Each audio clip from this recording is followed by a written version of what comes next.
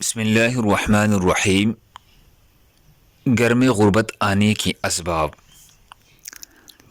نہانے والی جگہ پر پیشاب کرنا، مہمان آنے پر ناراض ہونا، گھر میں کوڑا کرکٹ رکھنا، زیر ناف بالوں کو 40 دن سے زیادہ رکھنا، مغرب عشاء کے درمیان سونا، عورتوں کا کڑے کڑے بال باندھنا، کڑے کڑے پاجامہ پہننا، درخت کے نیچے پیشاب کرنا، الٹا سونا، قبرستان میں ہنسنا، صبح سورج نکلنے تک سونا، لہسن اور پیاز کی چھلکے جلانا،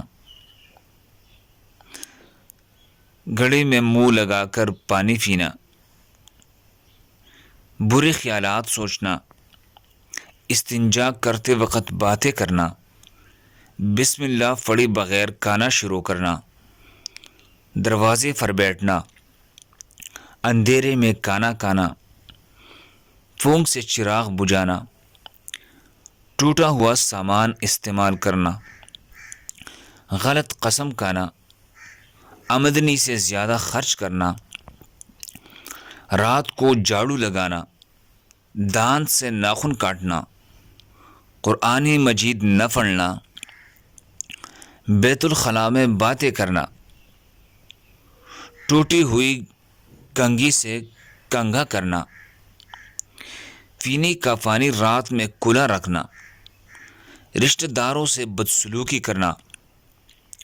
اپنے اولاد کو کوسنا۔ اللہ ہم سب کو اس پر عمل کرنے کی توفیق عطا فرمائے۔ دوسرے مسلمانوں کے فائدے کے لیے آگے ضرور شیئر کرے۔ جزاک اللہ۔